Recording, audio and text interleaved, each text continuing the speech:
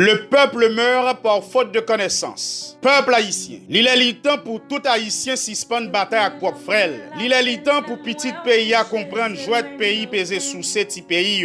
18 novembre est l'anniversaire de la bataille de Vertières. En célébrant cet événement, mettons sur une balance d'égalité non pas la vie et la mort, mais la liberté et la vie en chantant liberté ou la mort. Les héros ont montré qu'une vie sans liberté ne mérite pas la peine d'être vécue. Ils ont ouvert le chemin du vivre libre ou mourir. Ils ont été suivis par les grands libérateurs de l'Amérique latine, de l'Amérique du Nord et tous les peuples assoiffés de liberté. Ce que malheureusement beaucoup de personnes, de peuples et d'universitaires ignorent. Le rôle du parti politique Union des forces progressistes haïtiennes, UFA, est de faire émerger les savoirs ensevelis pour profiter de cette célébration pour donner une vision d'Haïti qui dépasse celle qui se la présente comme un pays misérable, le plus pauvre du monde. Au fait, Vertières a connu une des batailles les plus importantes dans la lutte contre les troupes françaises de Rochambeau. En date du 18 novembre 1803, une bataille a eu lieu sur la colline de Vertières, située près de Cap-Haïtien. Ce fut la dernière grande lutte armée à travers laquelle les nègres esclaves ont mis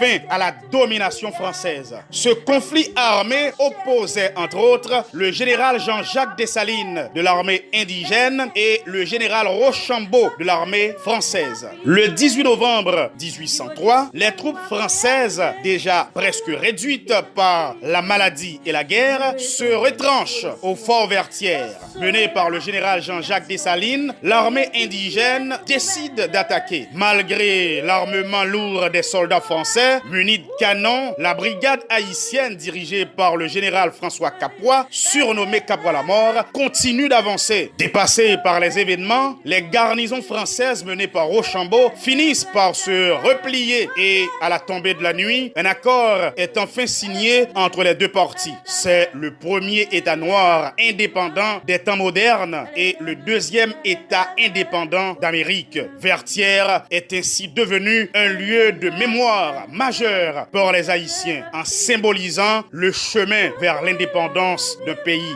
Sur le site de Vertières, un monument fut érigé en 1953 et inauguré à l'occasion du 150e anniversaire de l'indépendance haïtienne par une cérémonie spectaculaire avec une reconstitution de la bataille. Le monument représente 6 héros haïtiens, 4 hommes, dont le général Capois, et 2 femmes armées et prêtes à combattre pour leur liberté. Il a été classé patrimoine national en 1995. Quelle belle histoire! Peuple haïtien, vous devez être fiers de vous. Les ennemis sont nombreux et s'unissent pour nous déstabiliser. Chers compatriotes, faisons le contraire. Unissons-nous encore une fois pour leur prouver que nous sommes des descendants des héros de l'indépendance. Nous Van Zoutine, mais ne pas oublier Métienne. Souvenons-nous de la façon dont nous faisons bloc contre l'esclavagisme. Restons unis comme nation, unis et solidaires pour nous-mêmes, unis pour notre patrie. En ce grand jour solennel, Union des forces progressistes haïtiennes vous invite dans une réflexion profonde qui est pour nous un échange de respect, du pluralisme pour sortir notre cher Haïti de sa crise perpétuelle engendrée par toute forme de malversation. Peuple haïtien, rappelons-nous les conséquences de la bataille de Vertières. Oui, au moment de la proclamation de l'indépendance, Haïti, aussi surnommée la perle des Antilles, est une île riche et prospère. Ce n'est pas sans raison que UFA, Union des forces progressistes haïtiennes, a choisi un épi de maïs pour son emblème qui symbolise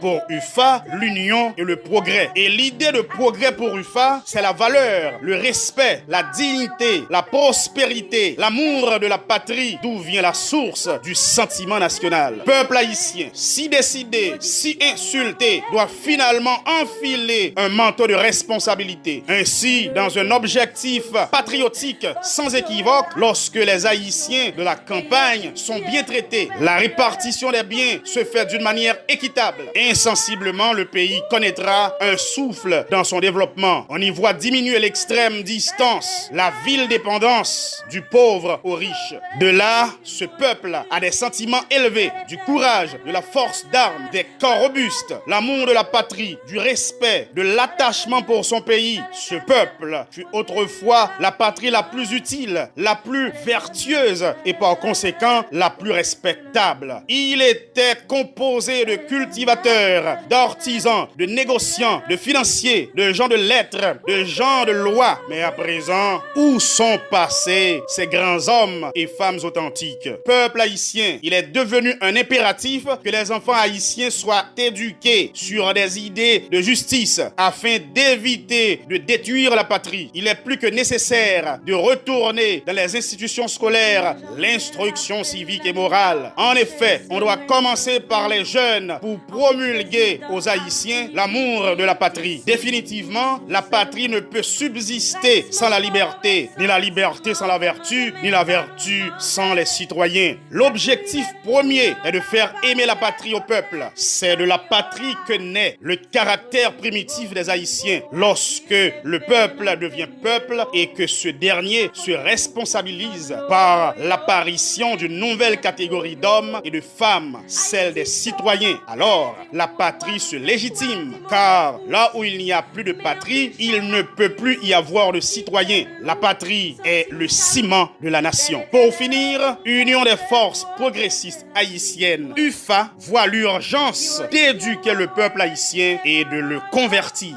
Peuple haïtien, en pachita gade, nous gon drapeau, tant que tout peuple, nous gon patrie pour nous défendre. Haïti a bon, si volonté seulement nous besoin. UFA, Union des forces progressistes haïtiennes pour le Grand Nord. Merci.